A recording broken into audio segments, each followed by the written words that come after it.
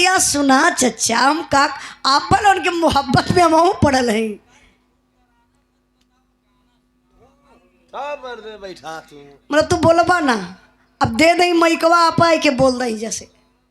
हाँ? अब चुप रहा, बोला मत, बैठा। 4-5 बेरी ऐसे कह बनी चचा बोला मत, हमन बोल रही का पैसा लेत बानी। एकदम मूर्ख हुआ का। अब पहरा गरम होता तोरे ऊपर। पूरी खानदानिया मूर्ख न करे। नहीं सब ना मूर्ख, भगवान में काटे शैतानो अवल है। आप लोग महान होल कि 4 बेरी कहली चचा चुप रह चुप रह चुप रह, ना बोलबा तो आखिर बोले के पड़ी। हम कोशिश करी ला कि अपने से बड़ा लोगन से जुबान न लड़ाई न कुछ कहीं, सुने बदे आलवा सुना। हम गावत है ना, लेकिन हर महफिल हम 2-4 ठे पागल मिल जाना हमान। अब आई बताई बिरहा आप लोग कैसे सुनी है भैया? कुछ हम मन में कि अपनी मर्जी सुना दी, ठीक बा। अब तू लोग जात हो तो 2 जने मत से और चल जाता तो और महफिल शांत हो जात। एक जो चड्ढवा पहिर के बैठल हुआ, एक ठे ई बड़बड़ात हुआ ठे हूँ, बाकी सब ठीक हो। ये लोग के खूंटा चाहत है। आई एक बिरहा आप लोगों के हास रस का बिरहा सुना देत बनी। हास रस न चचा, देखा यो चाचे हो कितना प्रेम से बोलत हो। हास रस का बिरहा में से सुनावत बनी कि आप लोग यहाँ से जाई तो एकदम मन दिल खुश कह के जाई। हम बताइला, डॉक्टर लोग भी बतावल कि इंसान के जिंदगी में 24 घंटा में एक बार खखाई के हंस लेवे के चाहिए। और ज्यादा हंसा वाले पागल घोषित हो जाना।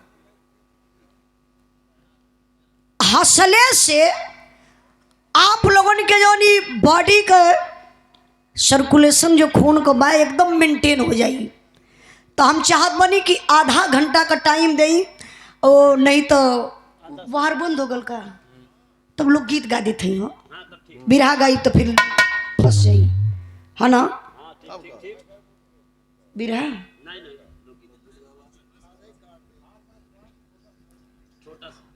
हाँ हमार विचार वाला हास्य रस, लेकिन अब हम गायब तो कुछ लोग जाए लगे हैं ना, सुबह हो गल भोर हो गल, जैसे ना आप लोग इच्छा, आप लोगों का जैसा इच्छा एक फैसला करी। अगर बैठी तो बिरहा गाई, नहीं तो बाकी लोग गीत गा के बैठ बंद कर दिए, तब लोग गीत गा दिए जाता। अब हमारे गुरुजी भी कहा था ना भैया, नहीं चचा महफिल जब उखड़े लगल तो ना ठीक लगल ना।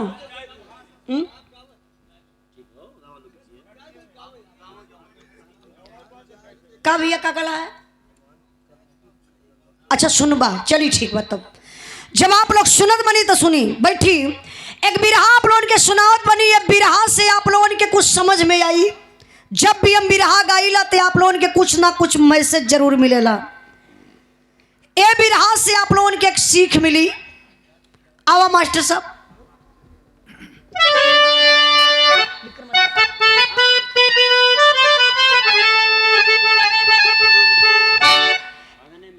ए बिरहा से आप लोगों के एक सीख मिली कि मानव तन काहे बदे मिलल बा।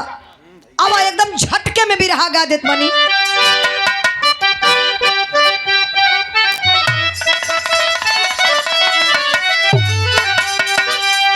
अरे आंगने में भोला भोला गे नवाय नाना दो।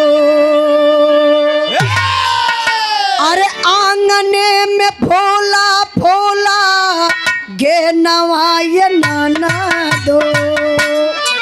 बाजले बधाइया दुआरे पे।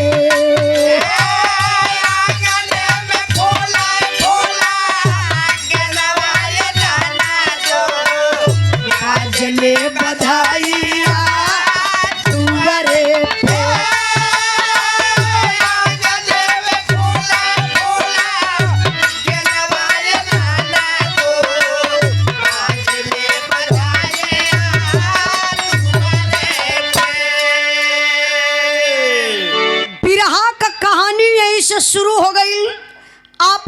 कहानी पर ध्यान देई। हर एक इंसान के जिंदगी में ऐसा समय आवेला। एक बार का बात, विक्रमादित्य राजा सुतला में सपना देखलन कि हम कौने जन्म का ऐसन कर्तव्य कमाई कैले बानी कि ए जन्म में राजा बन गईली। ना समझ पौले, निमंत्रण भेजवा के बड़े बड़े विद्वानों को अपने दरबार में बुला लेते हैं। दरबार ऐसे लगल बा, विक्रमादित्य राजा का सवाल हो। पूछत हुए कह रहे मेरे नगरवासियों, मेरा यही सवाल है, मैं पहले जन्म का कौन ऐसा कर्तव्य कमाई किया हूं जो इस जन्म में मैं राजा बन गया। पूरा दरबार खाली हो गल।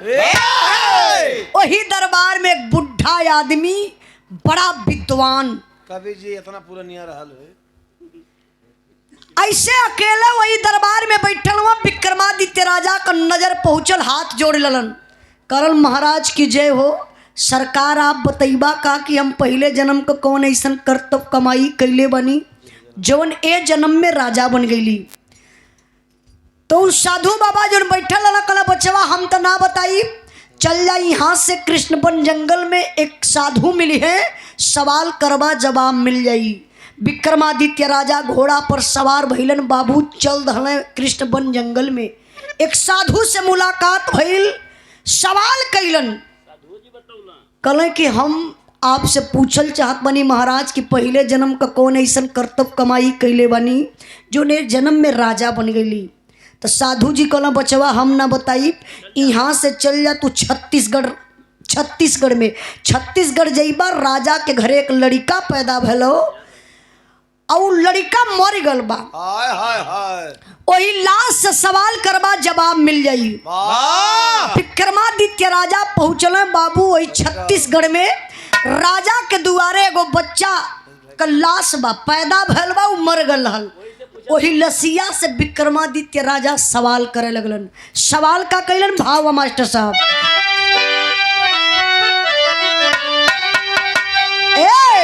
अरे छत्तीसगढ़ जाई जाबा देख राजा ज्ञानिया, छत्तीसगढ़ जाई जाबा देख राजा ज्ञानिया, लसिया धैला बा दुआरे पे।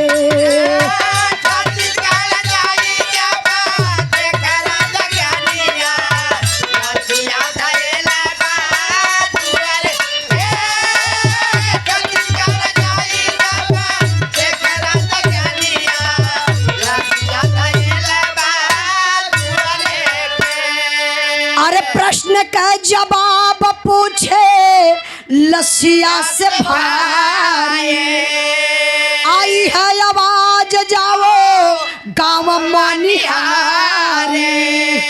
अरे भेदवा बतैया हीरा धोबी के दुल्हनिया, भेदवा बतैया हीरा धोबी के दुल्हनिया, लसिया धैला बा दुआरे पे।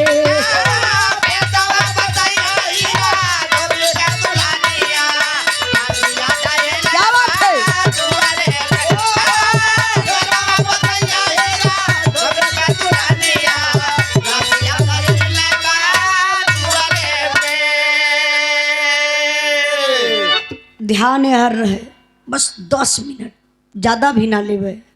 एमएलए में लोग गीत ना गाय के बिरहा गा दली कि 10 मिनट में एक बिरहा गा दे तो आप लोगों के कुछ पोसाई जाई और ठंडी में एकदम आराम से चल जीवा घरे जाए कि अपने अपने रजाई में बढ़िया से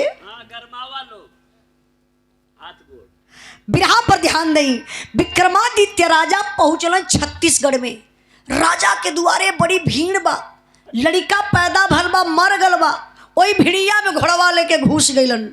कहला कि आप लोग हटिए, इसी लाश से मेरा एक सवाल है। लोग कहला कि अरे देखे में कहीं का राजा लगत पगलाए गल का। अरे लाश कबो बोलल ह कि बोली? लोग कहला हट जा, पूछी लेवेदा। विक्रमादित्य राजा वही लसिया से सवाल केला कि ये लाश तू हमके बता दा, हम पहले जन्म का कौन ऐसन कर्तव्य कमाई कैले बनी ए जन्म में राजा बन गईली। लाश तो बोली ना लाश कभी बोलल बा आकाशवाणी हुई, एक आवाज आई, हम नहीं बताएंगे। आप यहाँ से चले जाइए मनिहारी गांव में, एक हीरा नाम का धोबी हुआ, उनकर धोबिनिया वही धोबी घाट पर कपड़ा धोवत मिली, सवाल करबा जवाब मिल जाई। विक्रमादित्य राजा घोड़ा पर सवार भइलन, बाबू पहुंच गलन मनिहारी गांव में। अब वहाँ धोबी सही में कपड़ा धोवत रहल। विक्रमादित्य राजा गए लमुआ से कहले, धोबी ने धोबिनिया उलट के तकलस कलस, ही मोरी माई, देखो में कहीं का राजा लगत हो। हाँ बेइज्जत करी का गैलला कहा देखे बतिया से लगत है। कहाँ है धोबी घाट पर हम अकेल, और देखे में कहीं का राजा। धोबिनिया बेचारी कांपे लगल। राजा कहला तू घबरा मत, हाँ तडरो मत, एगो हमार क्वेश्चन बा।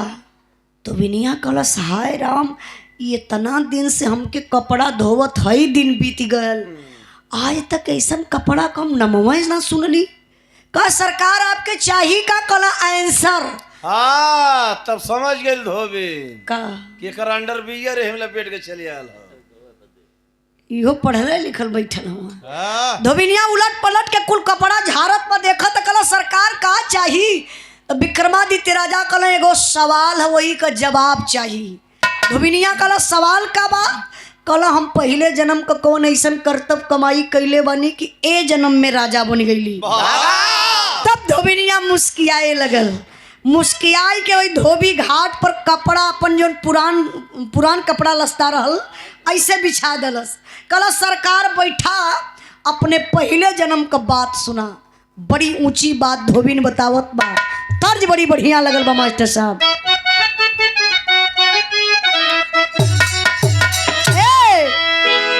रतिया होले गरम डोल ना पवानवा ना,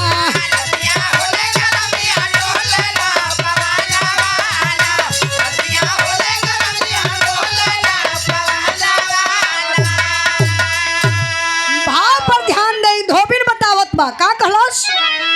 धोबी घाट पे बोली राजा से धोबिनिया ना,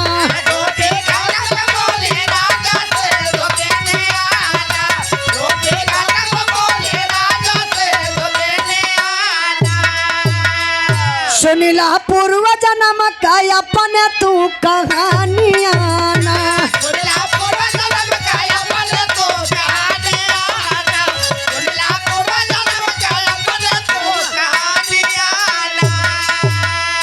सुनिला पूर्व जन्म का हाल, रहला तू मुसहर के लाल।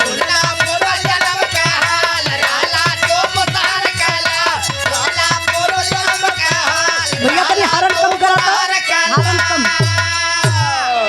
प्यार से पलल बाबू माई कर पलानिया ना,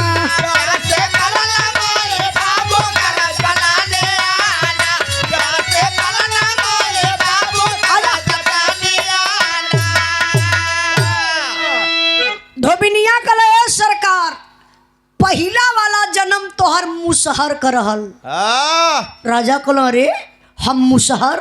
धोबिनिया कहले इतने ना, आपके पूरे परिवार का बात हम बतावे के बैठल बनी कि पूरे परिवार के बारे में तोहरे बताई। पहिला जन्म तोहर मुसहर के, तोहर माई, तोहर बाबू, तोहर भाई, तोहर बहिन, ई तोहर परिवार रहल। एक बार का बात बा, बात का बा मास्टर साहब, फिर तर्ज लगल।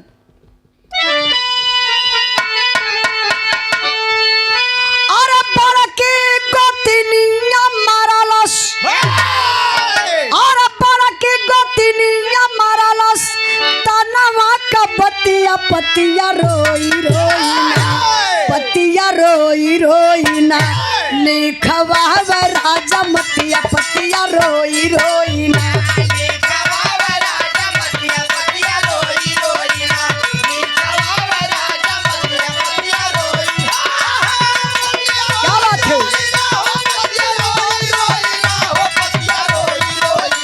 लिखवा राजा मतिया पतिया रोई रोई ना,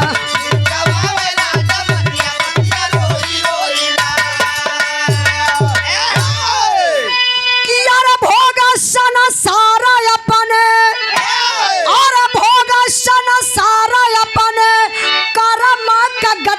बतिया चूकी गईली ना, बतिया चूकी गईली ना, घाती भइल की समतिया बतिया चूकी गईली ना।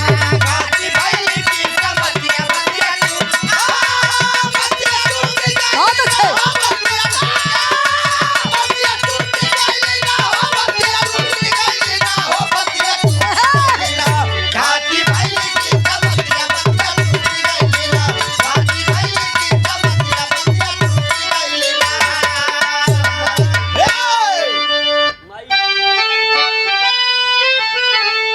माई कहीं से मांग लाई थोड़ा अनवा,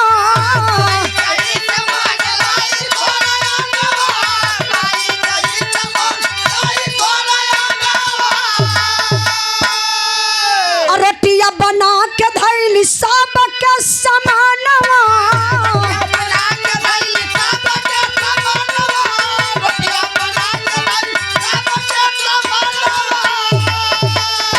और तबला भिखारी दुआरे आ गईला संगतिया बतिया चूकी गईली ना, बतिया चूकी गईली ना, घाटी भइल की समतिया बतिया चूकी गईली ना।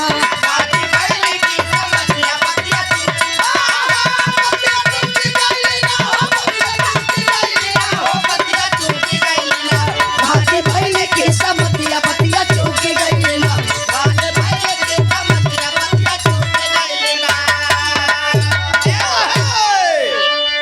धोबिनिया कला सरकार एक बार का बात बार राज में सूखा पड़ गल, तबाही मच गई, भूखन प्यासन जीव जंत इंसान सब लोग परेशान हो गल। लेकिन तोहार माई कहीं बड़ा दूर गईली, थोड़ा से अनाज लेके अली आ ओके पीस के पोई के रोटी बना दहली।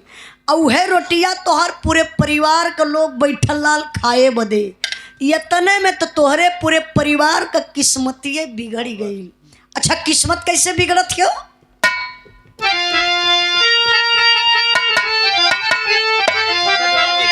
अरे सब कर बिगड़ल वही दिन कमैया हमारे भैया हो, डगमगा धारा में डूबल नैया हमारे भैया हो।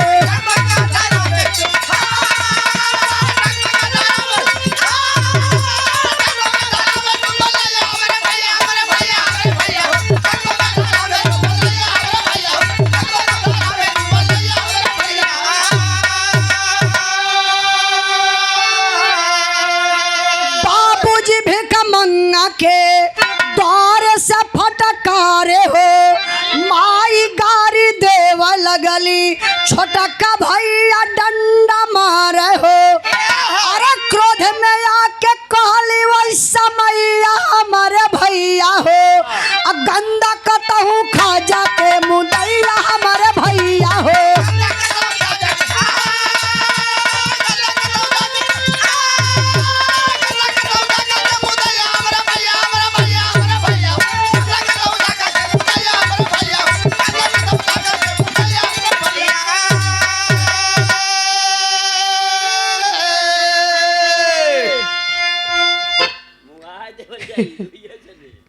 करत हुआ मेहनत, बिरहा पर ध्यान दें बाबू।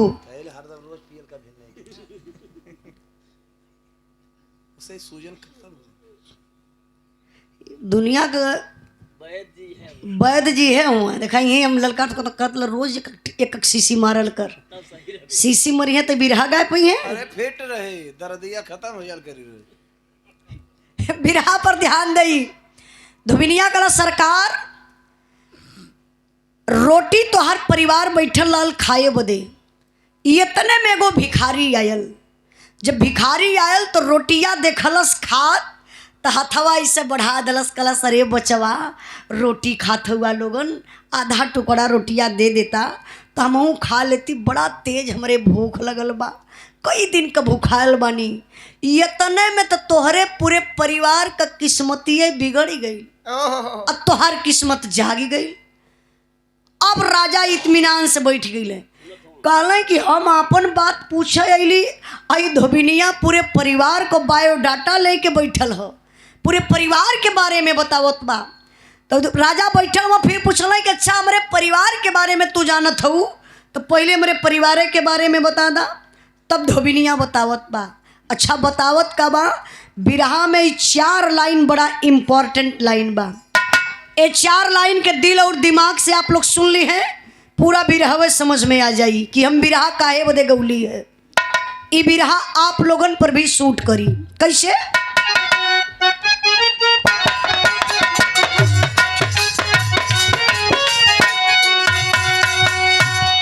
अरे दाना किए से नाही धानवा घटेला रे भैया,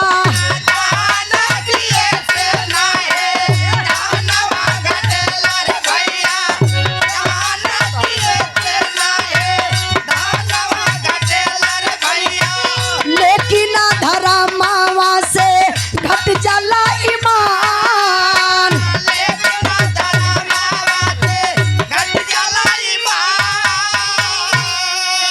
अरे बाबू फाट कर ले रहल जावन दुआरे पे भैया,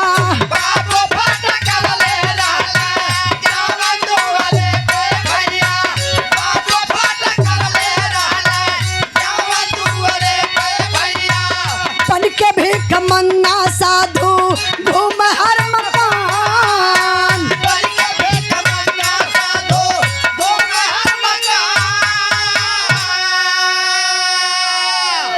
आप लोग भैया बहन कैला सुने का मुँह देखत है नालोन के वही 9 बजे तो नींद टूटल वही करे उजलवा गावत के मर्दे। हम पहले ही कहले रही चलल जाई। कलिया हमार बिरहा जहाँ रहल भैया शायद आप लोग चलिए लला का, एक सुभाष यादव अल तो मिठाई वाला एकदम सुबह भोर हो गई बा, कहा तो लोग नहीं गावा एक ठे भजनी है गाय को उजाला जा। 5 बजे हम कहली भाई सबकर इच्छा है तो गवही के पड़ी। जब गावे लगली तो ऐसा जैसे 3 जने अला, हम ब्रह्मा विष्णु महेश।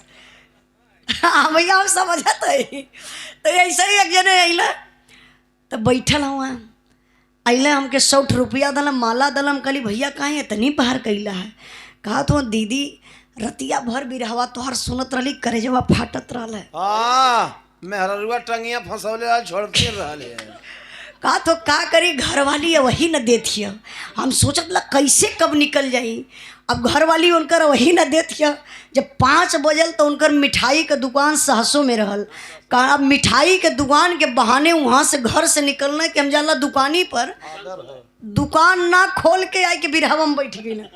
कहला दीदी बढ़िया भल कि तू भजनिया गा दलू, हम सुन लली, नहीं तो अबो कैली अब बिना सुनले हमके फिर जाए के तब का आत्मा भटकत मरले के बाद उनका।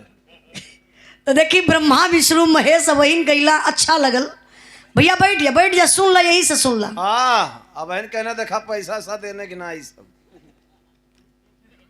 अरे भैया कोनो जरूरी ना बा कि उजाला रुपये पैसा पर बिरहा गावेली।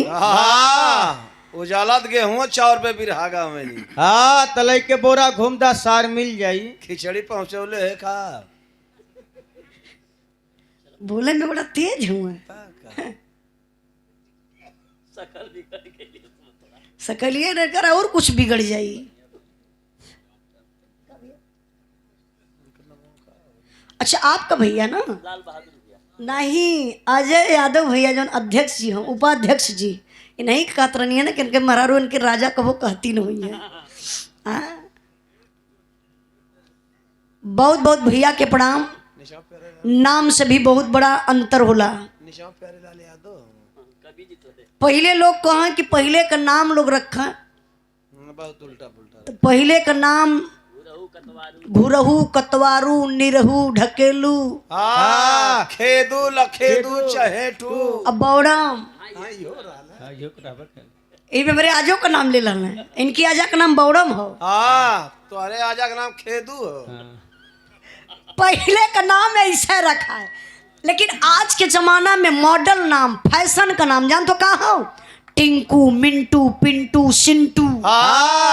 Tyre tube puncture first. इनके पोता का नाम है बुलटिया। कहे करे बुलटवा कहा हम कहे कि नहीं की बुलट